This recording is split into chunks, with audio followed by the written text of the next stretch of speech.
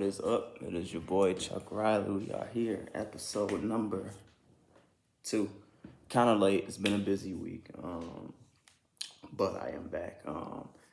This episode, y'all know what we doing. The first thing we do is we getting our utensils because it is time to eat. Man, we gonna talk active and passive income today. So active and passive income. When you think of active income, what are you normally thinking about when you think of the word active, right? You think of moving, going, athletes, getting up, being active. You're just going, right?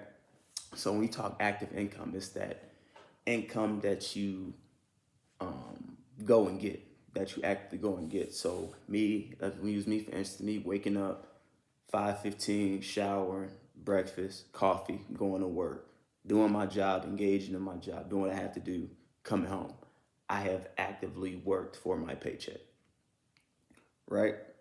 So like most of us, we have active income, jobs that we go and actively work and do it. I know I keep using the word and describing the word, but you get it, right? So with active income, too much of the time we are trading our time for money, right? That is essentially what you're doing when you're pursuing active income. You're trading your time for money. So the goal is to not, right? So in that case, we jump straight into it. My bad. How y'all doing? My bad. I apologize for my actions. But the goal is to have as much passive income. Now, passive income is money that we so much aren't working for, but it's coming in residual, like without hesitation, it's just coming in. We're not actively working for it, but it's just coming to us, right? So that is something stocks, real estate, crypto, all those things are ways to earn passive income. So so much of the time we trade our time for money actively, but the question of this episode is, how much of your money do you want to work for you, right? How much of your active income do you want to work for you? If you're going to work for a check, your money should be working twice as hard as you, right? Please forgive me if I'm wrong, but I don't think I am in this case scenario. I don't think I am. But your money should be working twice as hard as you.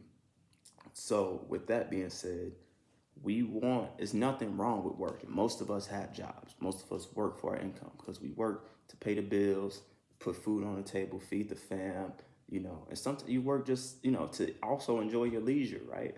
But we talked about it in episode 1, understanding, okay, once your expenses are paid and not your liability expenses, but your expenses to a sense of bills are paid, notes are paid, insurance, groceries in the house, what do you have left?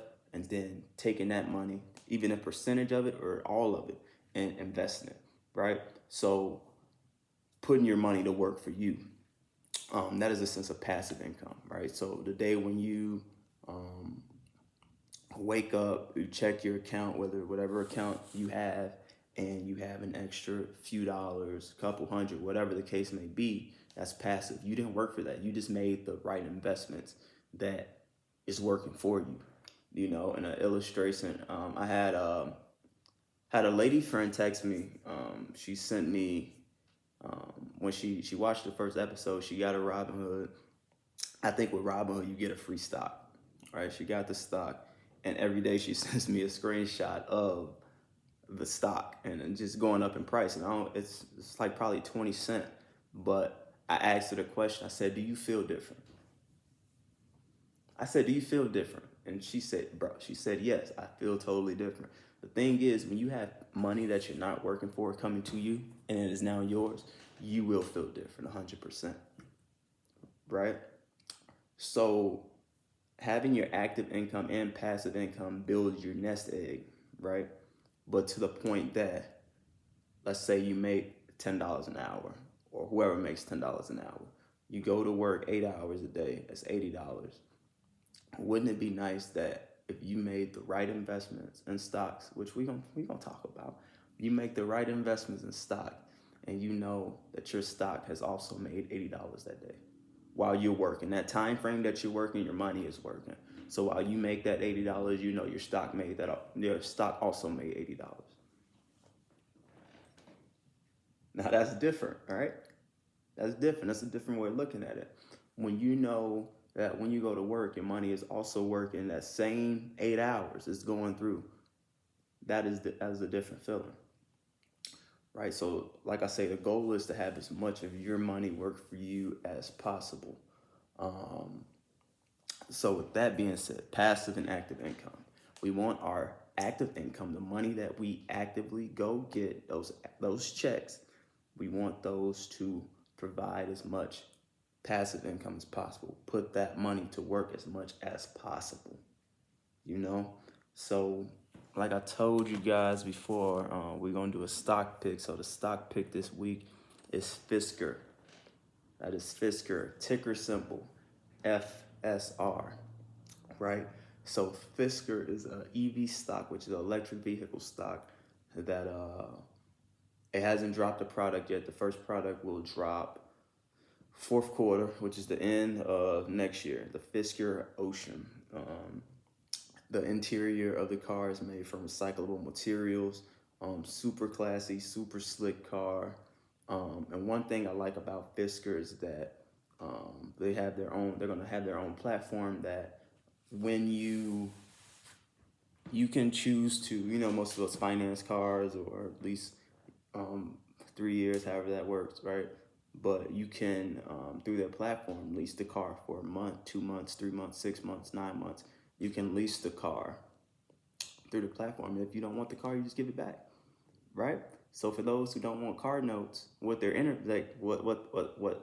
advantage they have on competition is that they're going to allow you to lease the product. So you can lease the car for a month, and you pay a certain amount. You lease it for the month, 2 months. So I think that was a cool situation that they created.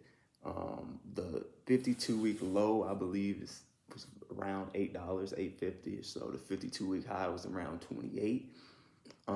Right now, the stock is sitting at about $18, which is still high considering that they haven't dropped a product and they're not dropping the product until the next year. So that price will continue to fluctuate. So I'm not a financial advisor, but I wouldn't say buy the stock right now. I would say add that to your watch list. Fisker, FSR, add it to your watch list. And I would say a good price to get it at is about 15, 16 bucks.